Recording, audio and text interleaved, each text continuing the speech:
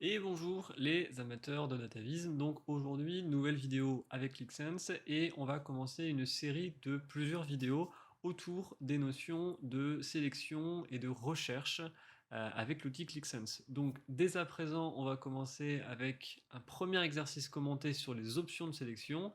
C'est parti. Allez, on commence cet exercice à propos des fonctions de sélection au sein de ClickSense avec les sélections visuelles. Sélection visuelle la plus classique, vous imaginez bien que comme on parle de DataVis, donc de visualisation dynamique des données, si je clique sur un élément en particulier, le reste des autres graphiques vont s'adapter dynamiquement à ce que j'ai cliqué. Ça jusque-là, c'est assez simple, tout le monde le comprendra.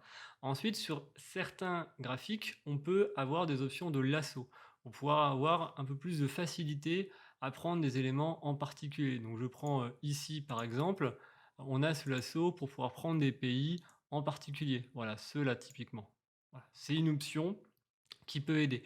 À savoir que sur les cartes, on va un peu plus loin en fait dans ces options-là, parce qu'on a effectivement les lassos qui sont très pratiques quand on veut prendre des points en particulier, un ensemble de points plutôt que de devoir cliquer avec le bouton contrôle appuyé et devoir en fait cliquer point par point.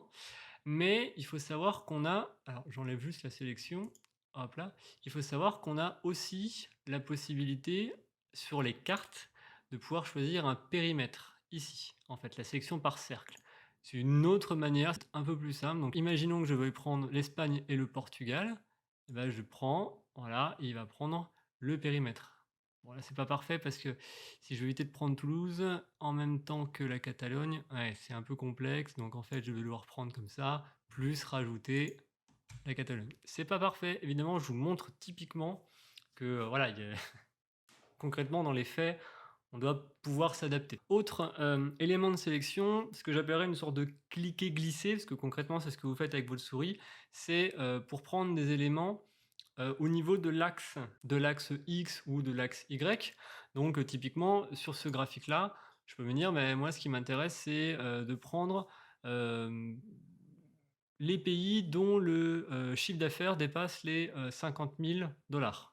Donc en fait, il faudrait que je prenne en bas, voilà, ici, là, attendez, non, ici, voilà, et je décide de prendre voilà, les pays qui dépassent ce que j'ai envie de dépasser. Donc là, j'ai mis 48 parce que du coup, bah, voilà, j'ai mis ce clic avec ma souris, mais je peux tout à fait en fait prendre mon périmètre de sélection et le bouger un petit peu ici, voilà, et ce qui me permet de repositionner ce que je voulais.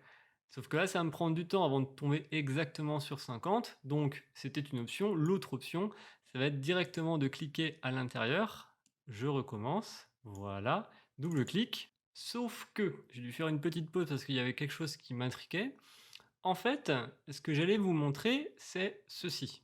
Quand vous faites une sélection, certes, du coup, vous pouvez le bouger et vous pouvez aussi décider de remplacer plus ou moins la sélection, voilà, directement. Donc là, vous avez une précision que vous pouvez très difficilement avoir avec un cliquer-glisser. Le problème, c'est que ça dépend véritablement de votre graphique, ou en tout cas, je pense, de la source que vous utilisez. Parce que là, ça fonctionne.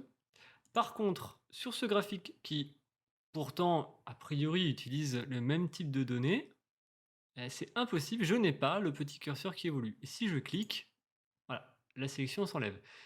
Donc, écoutez, ça me rappelle cette vidéo sur le loading Excel avec ses opportunités et ses limites, où j'ai découvert une limite qui n'était pas présentée dans la vidéo de tuto de la part du support de clic.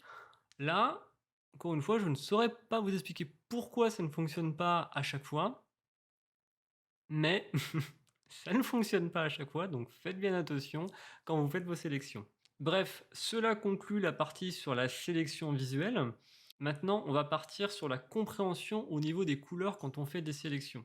Parce que, comme vous pouvez voir, effectivement, Click a cette notion de hiérarchie des couleurs qui est très importante.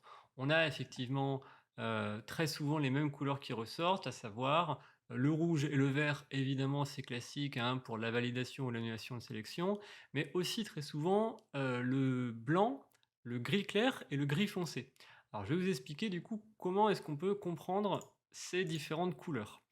Donc je vais prendre, cette partie-là. Voilà, donc là on a un graphique en filtre. En fait, imaginons, on décide de prendre donc un pays au hasard. Prenons la France. En fait, à partir du moment où on décide de prendre la France, on a le filtre au niveau des régions. La France est considérée par clic en Europe. Jusque-là, pas de souci a priori. Et vous avez, en gris foncé, les sélections qui ont été exclues du coup par clic, tout simplement parce que ça ne correspond plus à ce que l'on cherche. Et à force de granularité, à force d'aller cliquer sur des éléments de plus en plus profondément, vous allez effectivement augmenter le nombre d'exclusions. Si j'avais choisi du coup différemment, c'est-à-dire je choisis uniquement la région et je prends voilà, l'Amérique du Sud, très bien. Là, dans les pays, si je décide de prendre uniquement l'Argentine, voilà, là, on va me dire, très bien, l'Argentine, c'est ce que tu as sélectionné. Le blanc, c'est ce qui était possible de sélectionner. Et le gris clair devient les alternatives.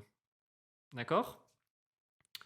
Donc, on a effectivement ces différenciations au niveau de couleur pour nous aider à nous repérer, qu'on va retrouver ici, très discrètement.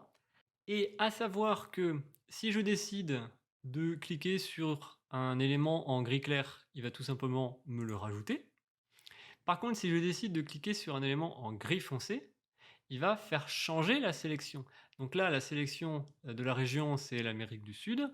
Si je décide de passer en cliquant sur le Canada, forcément, et donc je confirme la prise du Canada, donc j'enlève ces deux éléments-là, je décide de ne prendre que le Canada, je confirme.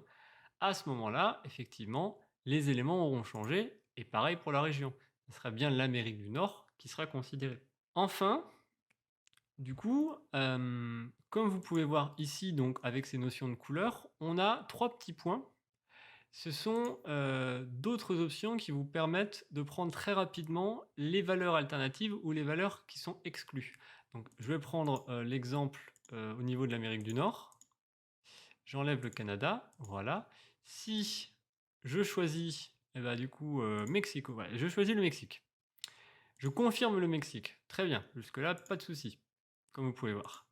Maintenant, si j'avais voulu l'ensemble des valeurs alternatives, donc a priori, il va me proposer USA et Canada, je clique là-dessus, il me prend directement l'ensemble des autres valeurs. Si je décide de prendre l'ensemble des valeurs exclues, il va prendre tout le reste, sauf du coup les deux que j'avais.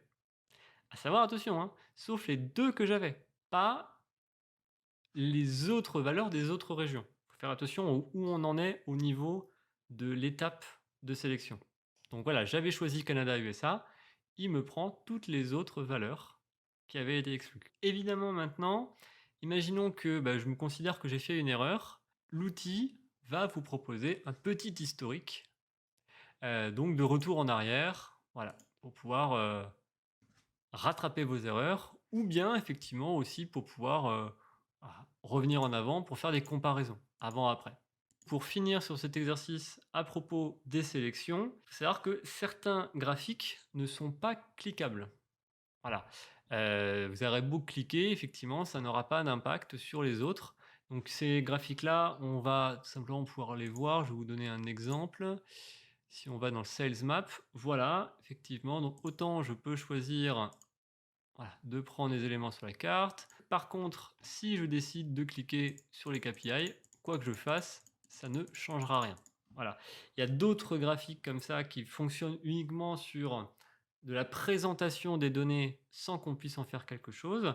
Donc on a les KPI, on a la jauge, on a le waterfall et on va avoir tout ce qui va être texte et image. Donc 4 graphiques sur lesquels il n'y a pas d'option de sélection. Donc voilà qui conclut cet exercice commenté autour des options de sélection avec ClickSense. Donc là, comme vous pouvez voir sur l'écran, je vous ai mis un PDF récapitulatif des options de sélection. C'est le site de Click en fait qui propose ce PDF dans leur site de support. Je vous mettrai le lien dans la description pour pouvoir le télécharger. C'est plutôt bien fait pour avoir un bon résumé en fait de ce qui est vu dans les cours, dans les vidéos en fait de présentation. Et surtout, moi, j'apprécie énormément les tableaux qui font les tableaux de résumé, par exemple comme celui-là sur l'ensemble des options qui sont possibles au niveau des sélections par graphique. Ça peut être très pratique de l'avoir toujours à portée de main plutôt que de devoir l'apprendre par cœur, même si c'est vrai qu'à force de l'utiliser, on apprend nécessairement ces options-là par cœur, je pense. Donc, écoutez, je vous remercie d'avoir regardé cette vidéo et bah, je vous retrouve pour la prochaine vidéo, le prochain exercice commenté autour de clic la semaine prochaine.